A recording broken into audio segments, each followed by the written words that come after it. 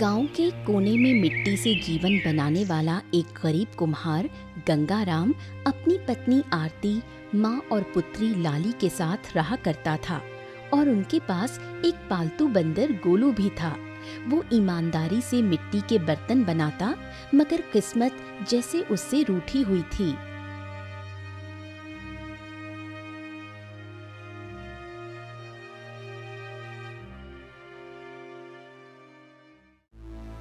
अरे आरती का कहें, आज फिर से बाजार का वही हाल है। अरे रोज की तरह आज भी एक को बर्तन नहीं बिका।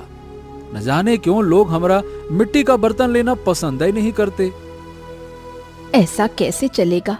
घर में अनाज का एक दाना भी नहीं बचा। लाली सुबह से भूखी है, माँ भी चुपचाप कोने में बैठी है। मैं क्या जवाब दूं जब वो मुझसे खाना मांगती है? मेरी बच्ची की आंखों में वो भूख देखकर मेरा दिल टूट जाता है। अरे हम भी तो दिन रात मेहनत करते हैं, मिट्टी को आकार देते हैं, इतना सब कुछ बर्तन बनाते हैं, मटके बनाते हैं, पर ये सब कुछ हमारे परिवार का खाली पेट तक नहीं भर सकते। का कहें आरती और का करें। अब तो हमारे ही हाथ भी थक गए हैं, पर किस्मत है कि पलट ही नहीं रही। तुम हार मत मानो जी, आप देखना सब ठीक हो जाएगा। मैं तो बस भगवान से प्रार्थना करती हूँ कि हमारी लाली को कभी भूखा ना सोना पड़े। हमने सोचा था कि हमारी मेहनत रंग लाएगी, लेकिन अब तो लगता है कि ये मिट्टी सिर्फ बर्तन बनाती है, हमारा भविष्य नहीं बनने वाला ये मिट्टी से।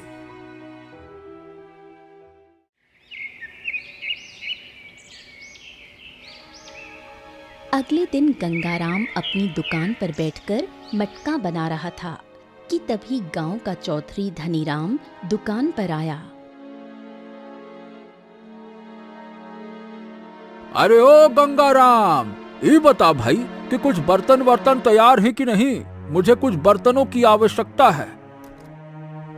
अरे चौधरी साहब, आपके लिए तो बर्तन हमेशा ही तैयार हैं। बस एक को बात कहनी थी आपसे। आप हर बार आधी कीमत देकर चले जाते हैं, जिससे मुझे काफी नुकसान हो जाता है साहब। अरे एक मामूली कुम्हार और तेरी इतनी हिम्मत! अरे तू जैसा मिट्टी वाला मुझसे मोल भाव करेगा? ये मिट्टी तू जंगल से मुफ्त में लाता है और ऊपर से बर्तन भी बेकार बनाता है। मैं खरीद लेता हूँ, यही तुझ पर बड़ा एहसान है, और तू मुझे मना करने चला है, पैसे का तेवर दिखा रहा है? धनीराम ने कुछ बर्तन उठाए और गंगाराम से पूछा, अच्छा बता, इसकी कितनी कीमत हुई? बता। चौधरी साहब, आपने जो बर्तन लिए हैं वो 10 मुद्राओं के हैं। 10 मुद्राएं? अरे भाई ये मिट्टी के बर्तन है कि सोने चांदी के? ये ले 5 मुद्रा पकड़, यही है तेरे बर्तन की औकात। धनीराम ने 5 मुद्रा निकालकर गंगाराम के मुंह पर फेंक दी और वहां से चला गया। शाम को गंगाराम घर लौटा और 5 मुद्राएं आरती के हाथ में रख दी। ये क्या, सिर्फ 5 मुद्राएं? 5 मुद्राओं से क्या होगा? तुम्हें पता भी है कि गांव में कितनी उधारी हो गई है। अब तो सब्जी वाला भी उधार देना बंद कर चुका है। हाँ, चौधरी बर्तन खरीद कर गया है, जो देकर गया है वही आमदनी हुई है, का कहें। गोलू, जो काफी देर से चुप था, गुस्से में बोल पड़ा, चौधरी हमेशा आधी कीमत देकर जाता है। मैं बचपन से देख रहा हूँ, तुम उससे कुछ कहते क्यों नहीं हो? मना क्यों नहीं करते कि नहीं दोगे बर्तन? बोलो। गंगाराम की आंखों में आंसू आ गए। अरे गोलू, मना कर देता तो ई भी हाथ से निकल जाता। अरे तू जानता है रे गोलू, चौधरी के अलावा और कोई तो है नहीं जो हमारे बर्तन खरीदता हो। आप दूसरे कुम्हारों जैसे क्यों नहीं हो? उनके घर कितनी आमदनी होती है। आप तो इतने अच्छे बर्तन बनाते हो, फिर भी कोई ग्राहक नहीं आता। भट्टी तक जलाना मुश्किल हो गया है। और कभी सोचा है ऐसे हालात में हम लाली का ब्याह कैसे करेंगे? आरती फूट फूट कर रोने लगी। गंगाराम कुछ न कह सका। तभी गंगाराम की माँ ने अपनी बहू आरती से कहा, ये सच है कि इस समय हमारे बेटे की किस्मत खराब चल रही है, मगर ये भी उतना ही बड़ा सच है कि किस्मत हमेशा खराब नहीं रहती। मुझे पूरा विश्वास है उसकी किस्मत बदलेगी। इतने दुख देखने के बाद भी मेरे बेटे ने बुराई का रास्ता नहीं पकड़ा। वो हमेशा सच का साथ देता है और सच के साथ चलने वाले का समय एक दिन जरूर साथ देता है। हाँ बस माँ, तुम्हारी इन्हीं बातों से तो थोड़ा हिम्मत मिल जाती है।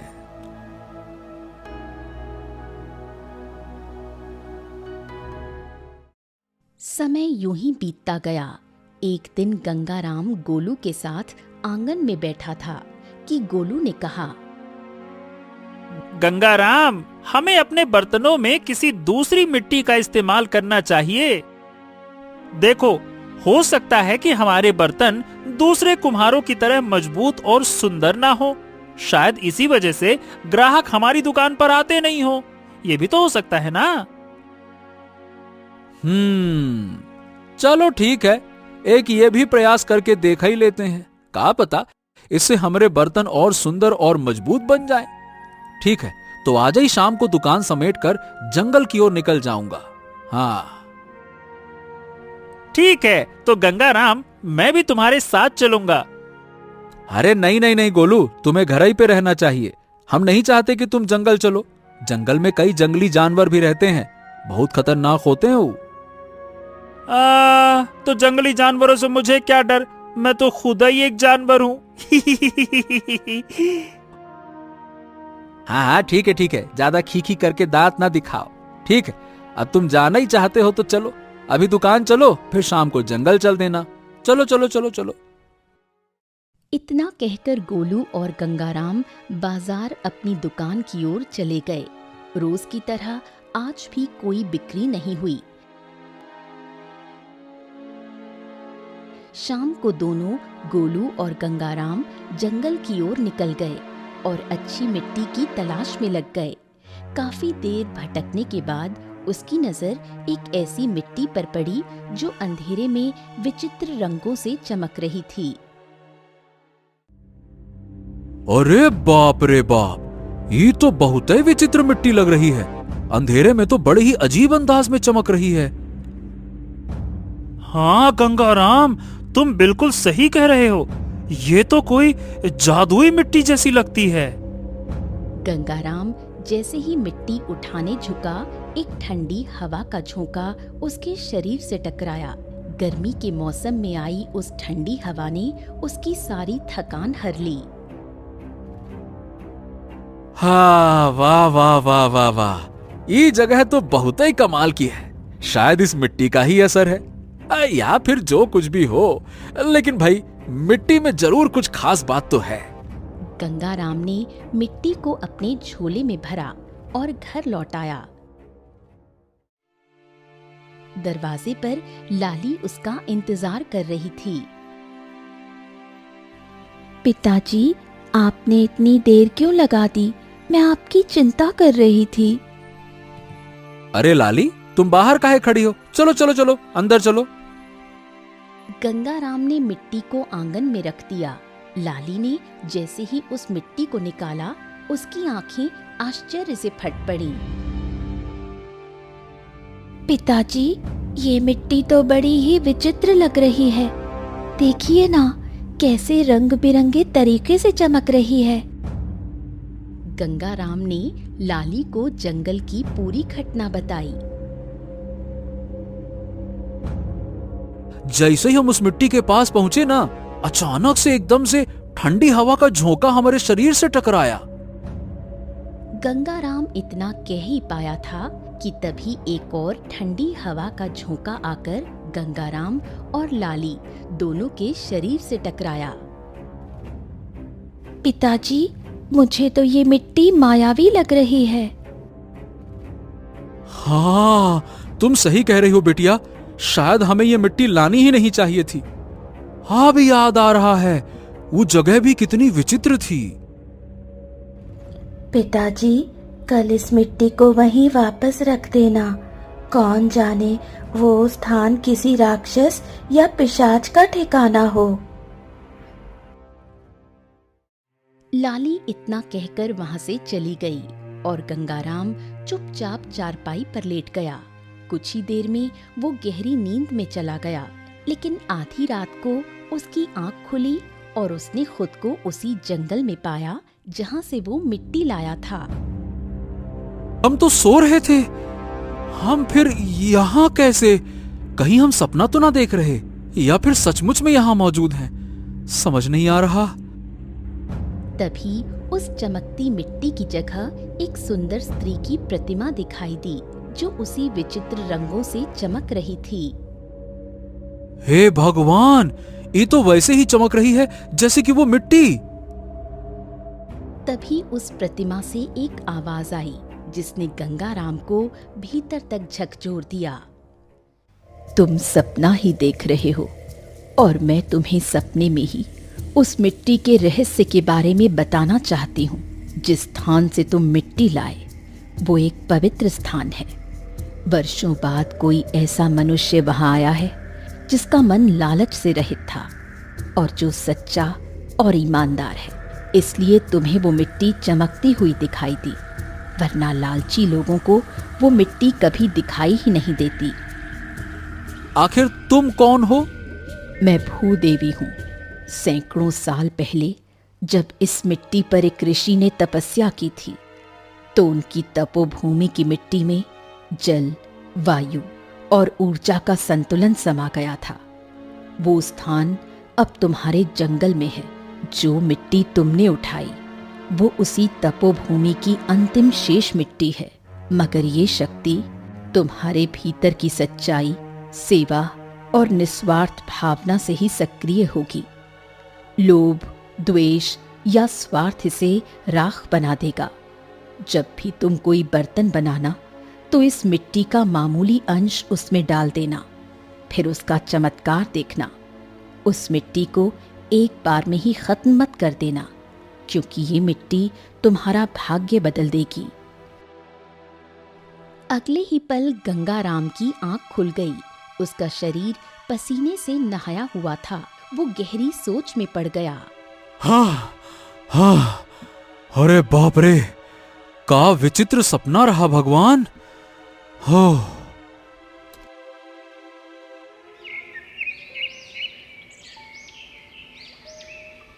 सुबह होते ही गंगाराम ने पूरा सपना अपनी पुत्री लाली और पत्नी आरती को बताया।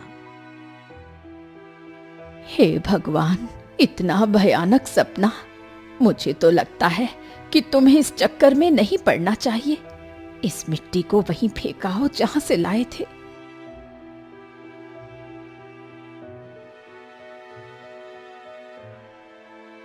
गोलू गहरी सोच में डूबा रहा। नहीं गंगाराम, ये सपना देवी का संकेत था।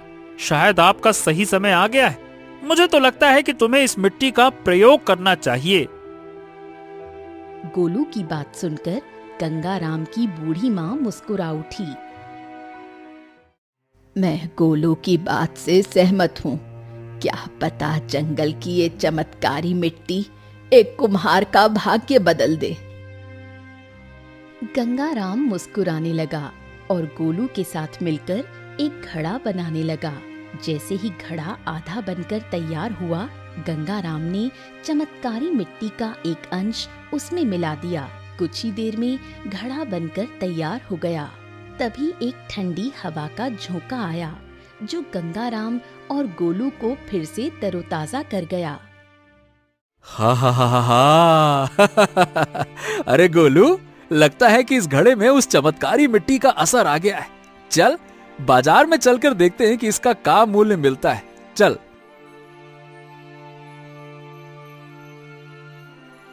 गंगाराम घड़ा लेकर सीधे बाजार पहुंचा और दुकान लगाकर बैठ गया। गर्मी बहुत अधिक थी। कुछ देर बाद एक व्यक्ति गंगाराम के घड़े के पास आकर खड़ा हो गया। अरे ये तो बड़ी विचित्र बात है। मैं तो गर्मी से बचने के लिए तुम्हारे घड़े के पास आ गया और अचानक से ठंडी हवा का झोंका आ गया, जिसने मेरे शरीर को तरोताजा कर दिया। वाह वाह वाह वाह। ये बताओ भैया, ये घड़ा कितने का है? ज्यादा नहीं है भाई साहब, बस 20 मुद्राओं का है ये घड़ा। क्या बात कर रहे हो भैया, मैं तो 40 मुद्रा देता हूं इसके। ये लो, वैसे भी मुझे इसकी जरूरत थी, मेरा घर वाला घड़ा टूट भी गया था। व्यक्ति घड़ा लेकर चला गया। गोलू बहुत खुश हुआ। गंगाराम, आज पहली बार हमें 40 मुद्राओं की आमदनी हुई है।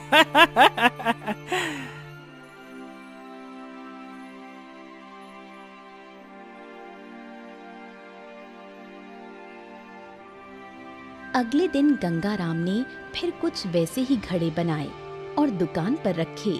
तभी वही ग्राहक दौड़ता हुआ आया। अरे गंगाराम, अरे भैया तुम्हारा घड़ा तो चमत्कारी है। क्यों, क्या हो गया? अरे भैया, जब मैं कल घड़ा घर लेकर गया ना और उसमें पानी डाला तो पानी तो बढ़िया मस्त ठंडा हो गया, और ऐसा कमाल किया उस पानी ने कि मेरी पत्नी, जो कि वर्षों से जोड़ों के दर्द से पीड़ित थी, वो ठीक हो गई एकदम से। अरे भैया, तुम्हारा घड़ा एकदम अद्भुत है, मैं तुम्हारे सारे घड़े खरीदना चाहता हूँ। हाँ। व्यक्ति ने मुंह मांगे दाम देकर गंगाराम के सारे घड़े खरीद लिए। कुछ ही दिनों में गंगाराम की दुकान चल निकली। लोग दूर दूर से उसके चमत्कारी घड़े खरीदने आने लगे। देखते ही देखते गंगाराम की झोपड़ी एक सुंदर घर में बदल गई। गांव में गंगाराम का मान सम्मान बढ़ गया। अब गांव में लोग उसे भाग्यशाली गंगाराम कहने लगे थे। गांव के चौधरी धनीराम को गंगाराम की सफलता रत्ती भर भी पसंद नहीं आ रही थी।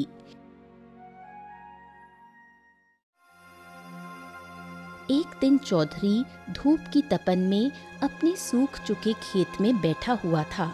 तभी वहां उसका पुराना मित्र पंडित गोवर्धन आ गया। अरे पंडित जी, आज बहुत दिनों बाद आना हुआ, सब कुशल मंगल तो है? चौधरी, एक खेत में काहे बैठे हो? तुम्हारा खेत तो ऐसा लग रहा है जैसे सूखे की चपेट में आ गया हो, है?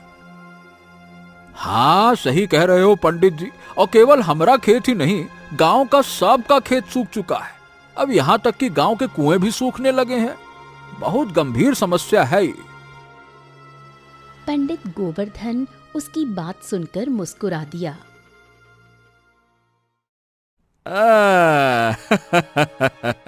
लेकिन चौधरी, जो चिंता तुम्हारे चेहरे पर है वो खेतों की तो नहीं लग रही। कहीं कुछ और तो नहीं? अरे बिल्कुल सही पकड़ा पंडित, गुस्सा तो मुझे उस 2 कौड़ी के कुम्हार पर है। दिमाग खराब करके रखा है उसने। गंगाराम की बात कर रहे हो, है ना? हाँ हाँ, वही। न जाने इस गांव के लोगों को हो क्या गया है, जो देखो उसके मटके मुंह मांगी कीमत पर खरीद कर घर ले जा रहा है। और तो और लोग कहते हैं कि उसका मटका ठंडी हवा फेंकता है। लो भैया, मटका नहीं जैसे पंखा हो गया हो। और ये भी कहते हैं कि उसका पानी रोग ठीक कर देता है। लो भैया, पानी भी वैद्य बन गया है। अरे पंडित, कल तक जो लोग मेरे सामने नजर तक नहीं उठाते थे, अब वही उसको राजा जैसा सम्मान दे रहे हैं। और वो गंगाराम अब एकदम छाती चौड़ी करके अकड़ के चलता है, जैसे सारा गांव उसी का गुलाम हो गया हो। दिमाग खराब करके रखा है। चौधरी की आवाज में जलन साफ झलक रही थी। हाँ, तो अब जरूर तुम उसे बर्बाद करना चाहते होगे। कुल सही समझे पंडित, उस गंगाराम की दुकान अब बंद होनी चाहिए, वरना लोग मुझे भूल जाएंगे। तो ठीक है, मुझे इस बारे में सोचने के लिए समय दो। चलो, राम राम। इतना कहकर पंडित गोवर्धन वहां से चला गया। चौधरी भी अपने घर की ओर लौट गया, मगर उसके मन में अब एक काली योजना पलने लगी थी। लेकिन कुछ समय बाद गांव में सूखा पड़ गया। कुएं सूख गए थे। तालाब की प्यास दीवारों तक आ गई थी और धरती दरारों में बदल चुकी थी। गंगाराम चिंता में डूबा हुआ था। क्या हुआ गंगाराम, तुम इतने चिंतित क्यों हो? अरे गांव में सूखा पड़ चुका है गोलू। सारे कुएं गांव के सूख चुके हैं। किसी के पास पीने के लिए पानी तक नहीं है। और ये सब देखकर हमारी अंदर से आत्मा कांप उठी है।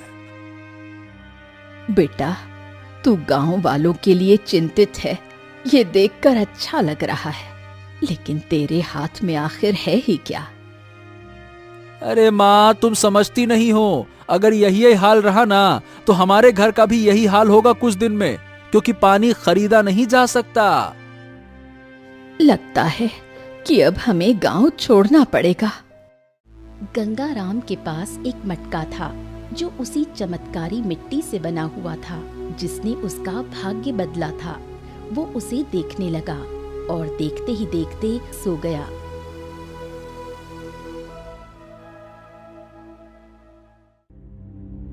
अगली सुबह गंगाराम की आंख खुली तो उसने देखा कि मटके में पानी भरा हुआ था। ए गोलू, हमारे घर में तो पानी की एक बूंद तक ना बची रही, फिर ये पानी कहां से आ गया? गंगाराम, ये पानी तो बहुत ही ठंडा है। आहा, बड़ा अच्छा है। अरे वो सब तो ठीक है, लेकिन समझ में नहीं आ रहा कि पानी आया कहां से। बेटा, कहीं ये उसी मटके का चमत्कार तो नहीं? ए अम्मा, हम तुम्हारी बात का मतलब ना समझे। क्या कहना चाह रही हो? बेटा, याद कर, जब तू उस मिट्टी से घड़ा बनाता था तो वहां ठंडी हवा का झोंका आता था। कई लोग तो उस पानी से निरोग भी हो गए थे। हो सकता है कि ये भी उसी का चमत्कार हो। गंगाराम गहरी सोच में डूब गया। उसने आरती से कहा, ए आरती, जरा दूसरा बर्तन तो लेकर आओ, जाओ।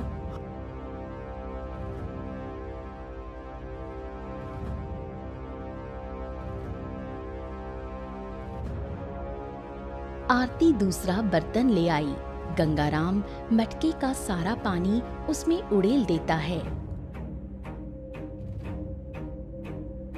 अगले ही पल जब वो मटका फिर देखता है तो वो दोबारा पानी से भर चुका था।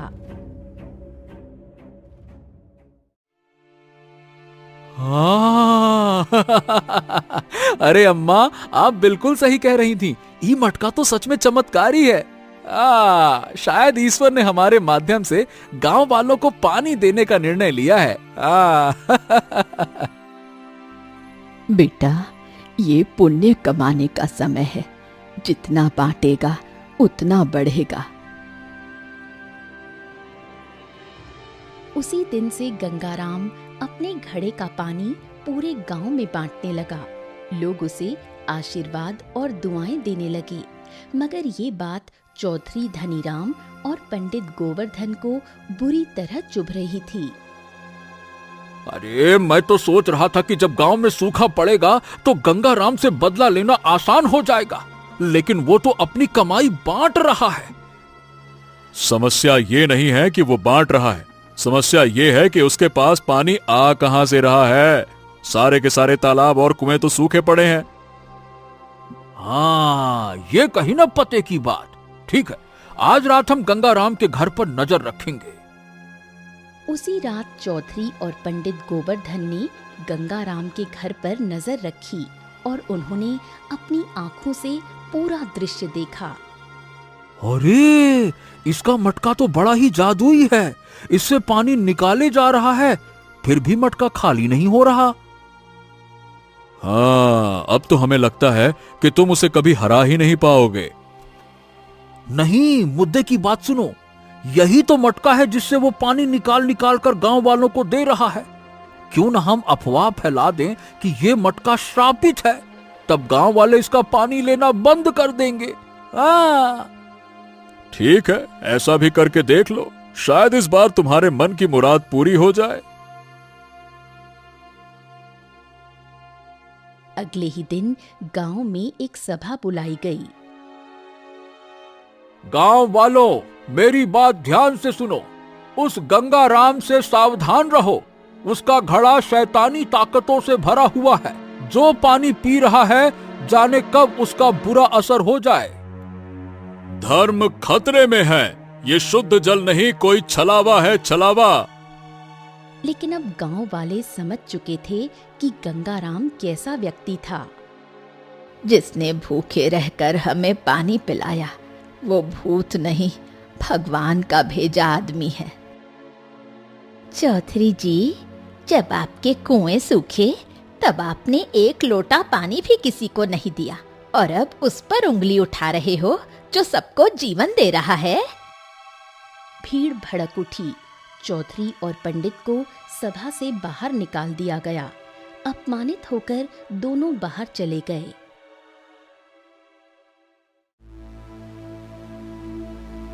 अरे अब तो कोई हमारी बात भी नहीं सुनता पंडित, सब उस कुम्हार की बातें मानते हैं।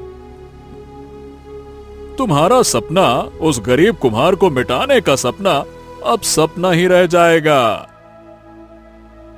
हाँ तो ठीक है, मैं अब इस गांव में नहीं रहूंगा। तो मैं भी क्यों रुकूं?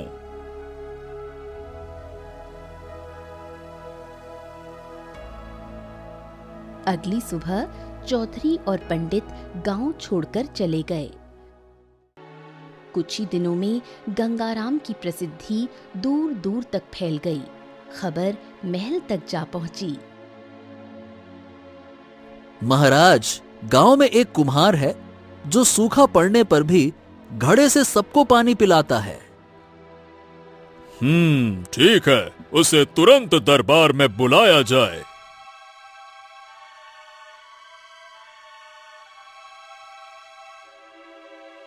गंगाराम महल में पहुंचता है। राजा खुद पूछता है, क्या तुम कोई जादूगर हो? नहीं महाराज, हम तो बस मिट्टी के सेवक हैं। मिट्टी ने दिया तो हम सबको बांट रहे हैं। राजा भावुक हो गया। उसने गंगाराम को धरती पुत्र की उपाधि दी और उसकी बेटी लाली को राजमहल में शिक्षा देने की आज्ञा दी। मगर गंगाराम ने महल की नौकरी अस्वीकार कर दी। हमारा धर्म गांव में है, मिट्टी में है और सेवा में है। यहाँ रहकर हमारा मन नहीं लगेगा। गांव के लोग, वहां की हवा, पानी, इस सब हमारी आत्मा से जुड़ा हुआ है। अब हम ये सब छोड़कर और कहीं नहीं जा सकते महाराज, हमको माफ कर दीजिए। तुम्हारा अपने गांव के प्रति प्यार, ईमानदारी और तुम्हारे मन की सरलता देखकर हम बहुत प्रसन्न हुए। हम तुम्हें 100 स्वर्ण मुद्राएं उपहार में देते हैं, जिसे तुम अपने गांव की भलाई के लिए लगा सको। इसके बाद राजा ने उसे 1000 स्वर्ण मुद्राएं उपहार में दी और कुम्हार उसे लेकर अपने गांव लौट आया।